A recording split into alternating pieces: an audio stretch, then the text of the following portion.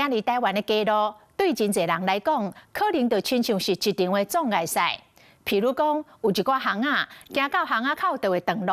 就愛閣設幾一座閣一座的變電箱。咱甲西方國家的人本交通的理想是愈差愈遠咯。老早伫1970年代，來自美國的通用設計原則，就認為應該甲城市的空間打造做一個，不管是老、弱、殘、疾，攏會當通透，而且舒適的使用道路。台灣伫2014年所頒布的市區道路工程規劃設計規範，就是引用這個通用設計原則。目標是2030年進前降低50%的行人死亡率。當法規的目標慢慢完成的同時，閣要安怎來執行甲落實呢？做伙來探討。平整的設計，它不是針對特定族群，而是針對整個生活環境，需要很大的改變跟經營。很多人是使用私人運具，他認為他不需要走路。店家營業的一個需求或者是停車的一個方便性，其實要在畫標線型人行道也遇到很多的一個阻礙啊。高齡少子化的社會，弱勢的用路人，我們還是要給他一個安全的通行空間。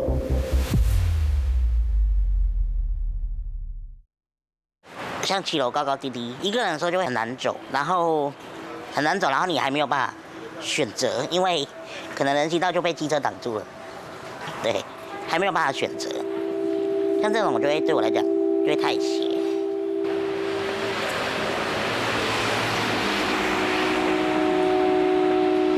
謝謝。懸懸低低停仔卡和烏多擺佔甲甜二甜的人行道，對普通的過路人來講，敢若會感覺真亂歹行爾。因為對遊客來講，起起落落的行是袂當家己通過的大障礙。我的身體狀況是先天性枕骨不全症，然後這個症狀比較大的特徵是它容易骨折這件事情，所以道路的平坦度其實對我們這個族群是蠻重要的。這邊有人行道跟斜坡，然後我就會想說，我要走人行道還是走上面或下面，因為可能不一定另外一邊都能夠順利下來。就像剛剛那個有一個坑，它其實小小的，可是對輪椅來說，有時候打滑可能就直接從旁邊這邊這樣掉下去了，對。那它其實寬度其實是不夠的，因為如果剛好有2台輪椅會車的時候，就會發現說，輪椅可能會需要有一台需要先讓。剛剛為什麼不直接走上面？是因為這個斜度啊，其實我是沒辦法走的。對，因為這個如果打滑的話，會很容易從上面翻車，它其實有一點過陡，所以我後來評估就是走人行道，但是人行道又過窄，像這邊就沒有斜坡的時候，我就要去找斜坡道。哪裡？這裡。公共空間的營造在國際間遵守通用設計的原則，伊要求設計必須愛公平，而且會當春秋，和輪椅、紅眼車甲一般的過路人，攏有當共享平快的權利。路線更加愛直角，而且省力，好用路的人唔免思考，無費鐵力的情形下，就當順利的通行。更加要緊的是空間甲用處，和無共身體狀態的人，攏有充分的轉勢甲犯錯的空間。好，就像這邊，我覺得城市最有感的地方，就是像這個鋪面的斜口。以前呢，人行道這邊雖然都是凸起來的地方，然後只有一個開口是針對輪椅使用者有斜坡，但是因為現在的道路設計的改變，所以使這個圓弧度這邊全部都是做成平緩的坡，讓一般的人或是身心障礙者都可以走在上面。平整不是只有針對身心障礙者，現在很多人喜歡養寵物，都會推那個寵物的車，然後寵物的車如果也是在搖搖晃晃的狀況，其實寵物也會有一些不安定的狀況。對，其實這個平整的設計，它不是只是針對特定族群，而是針對整個生活環境，需要很大的去改變跟經營。往來車真濟行路，都市道路要安怎遵照通用設計原則，滿足所有用路人的需求。除了路面愛寬甲平坦，其實還有真濟隱形的障礙。這條道路其實在今年已經陸續開始動工，因為它整個是從信義路一直到市民大道，然後分為3大個街廓。那我們預計在今年會完成整個大安路一段的人行環境的一個整體的一個改善。那可以看到，就剛剛所提的，其實與鄰房都騎樓的部分都有一個高低差，其實民眾在行走上針對無障礙的人士都會有一個通行的一個困難性。台北市大安路一段密集的人流甲車流是道路的日常狀態，就算是這款的主要幹道，對過路人來講，依然是真無友善。那其實大家可以看到目前這個路段其實在側邊也是沒有設置，不管是實體人行道或是標線人行道。那可以過了東風街之後大家就可以看到會突然出現標線型人行道這樣子的一個配置在台北市很多地方，因為不管是旁邊店家的一個營業的一個需求或者是停車的一個方便性其實要再畫標線型人行道，其實我們的交工處其實在溝通的過程中也遇到很多的一個阻礙路面超過12公尺寬的大安路部分的路段，甚至連飄線型的人行道攏無在調位，民眾被逼甲車你修正的路，也是行入機車的停單區，才會當勉強的通行。時間單位講，邊仔店家重視臨停街反對為人行道的聲音，唔捌停過，這嘛和地方交通的規劃真歹做。現在我們走到標線型人行道的一個部分，那後來近幾年台北市開始有些區域在劃設這樣子一個標線型人行道，同時我們也看到它的一個缺點，雖然行人有一個專屬的一個空間，但是可以看到它整體的高層是跟路面完全的一個齊平，其實它沒有辦法保障任何民眾的一個安全。那另外就是因為是齊平，其實大家在台北市或者是其他各地也可以看到，常常還是會有車輛違停這樣的一個現象。毋若車輛違停，因為建築的基地甲路面關係差真濟，真濟生意人用甲路面會當連接的卡馬，也毋過看一個真，因攏佇人行道的範圍內。其實我們長期的話，公共空間被私有化了，民眾長期在佔用我們的道路空間，好，那管理上面也是有問題的。那所以今天你想要去把人行道做出來的時候，民眾就會反彈。我們台灣的人行道，很多地方都還是有斷裂點。好，那這個部分的話，我們在行人安全設施條例裡面呢，就有要求，地方政府說，你要對你的整個道路的空間要去做盤點。好，不管是道路的寬度、人行道有沒有人行道。好，那相關的設施都要去盤。依據90年代前，台灣道路設計相關法規以市區道路條例、市區道路工程設計標準為主，是為了保持車流通順，嘛奠定了台灣行之有年的車本思維。一直到2009年以及2014年，大量徵收並且新增加市區道路工程規劃設計規範，才正式參考國際通用設計原則。明確定義人行道的跨度甲各項指引，而2014年實施的《行人交通安全設施條例》，進一步提升了法律的位階，授權中央立管考核地方政府的權力，相關的法規才豆豆完善。有要求各地方政府，剛剛有說你要把分年分期建設計劃提出來，就是1年建置的人行道的長度，那會公布，會給縣市政府壓力，對，就是讓他一定要去做一些改善。那你的徑寬不夠的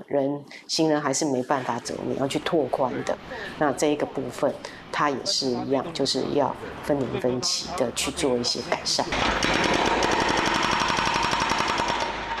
人行道整建工程在各地展開，即賣大安路已經有部分完成翻修，修整前的車路。若無行穿線，更加有車路傷寬、道路佔用以及設施物阻礙問題。依照現行法規設計翻新後，大幅提升人行空間的面積，也重新規劃道路停車、社會等等的需求。可以看到後方的路段目前我們仍然還在施工當中。但是走到這邊可以看到這個街廓目前我們已經完成了一個改善的一個作業那可以看到整個改善的一個道路一個配置。其實首先的第一步，我們將整個車道的寬度來做一個縮減，對比前面還沒有施作的一個路段。那車道縮減的用意是什麼？第一個當然是為了車速可以降低。那第二個部分呢，其實我們藉由導舵這樣子的一個拓寬，可以減少民眾在穿越馬路這樣子的一個距離，間接的也保障整個行人交通的一個安全。Everything about this design, from its look to its physics, demands slow speed. 台灣到底應該安怎掠掉行人地價的標籤？對比被稱之為日本交通教科書的荷蘭，那個的道路設計注重車路的連續平坦，過車路時行人都要為人行道行到路面。要過在荷蘭，注重的是步行空間的連續，通過路口時顛倒時車要爬行過人行道。台灣初期面臨的設施大問題，荷蘭在初期的城市設計中就已經納入規劃，因將人行道嚴格分區。並頭是上內底建築邊界帶，禁止放任何物件、甲障礙的純正通行帶以及設施帶，將公共設施完全集中。變電箱它基本上算是一個嫌惡設施，那它移到哪裡，大家都會有意見。剛剛有提到的設施帶，我們有一個整齊的一個設施帶，我們把變電箱給它一個專屬的空間來做一個放置，然後再也不是擋在路中間，擋住車行或人行這樣子的一個配置的方式。在台灣，採在人行道面頂的變電箱啊、路頂號誌條啊，甚至公車牌啊，因佔了本來就無塊空間，那想要耍，又會變成另外一個難題。好，我們看到這人行道是新設的，在還沒有改建之前的話，沒有鋪設。這邊原來有一個站台是好的，上面有變壓器。那因為變壓器的底部哈，它會占到我妨礙到人行的通行。後來我們在會勘的時候，透過跟學校哈，還有很多民代哈，大家來協調哈，將這個變壓器哈移到我們現在所看的位置哈。那可以，如果旁邊我們有一些既有的綠帶的話，如果移到這邊來的話，那我們可以把人行道的空間騰出來，讓民眾哈走路的時候可以更舒服一點。那其實我們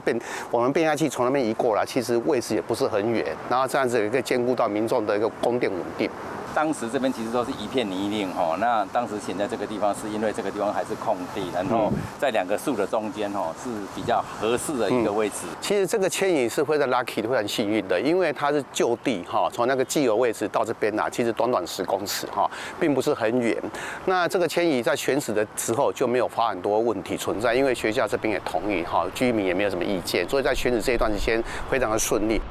因為選址非常困難，在我的經驗裡面，遇到選址也有到2年3年沒有選出來。因為選址的東西，你民眾通常過去，尤其在比較密集的地區，民眾都不太願意接受。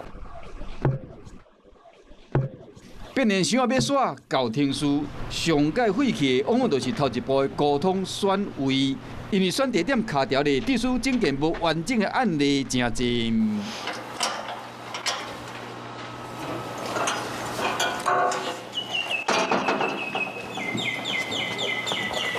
有变压器油量正常，那我們來現在檢查紅外線溫度，紅外線溫度正常。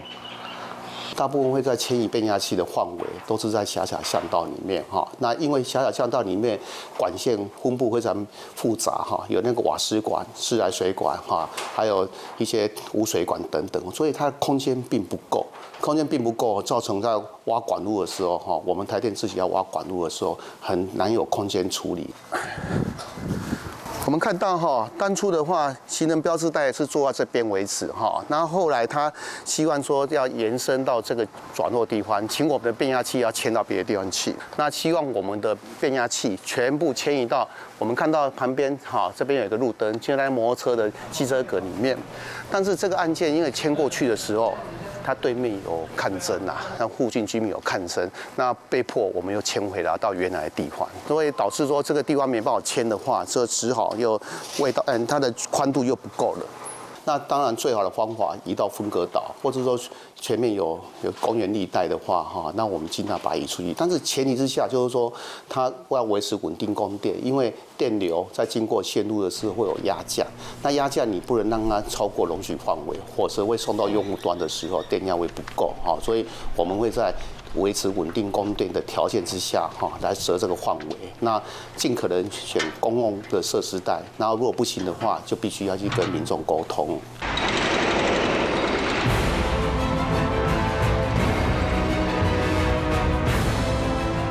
該線用路環境是全面布地，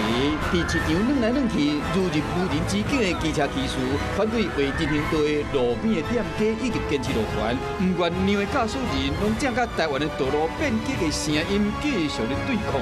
平穩而且連續的人行空間，並不是予弱勢者的福利，公立所有用路需求無的確這是文明社會表現。擺脫行人地價魔咒，是政府部門的交通不可第，更加是全體公民對生活品質重要的集體決心。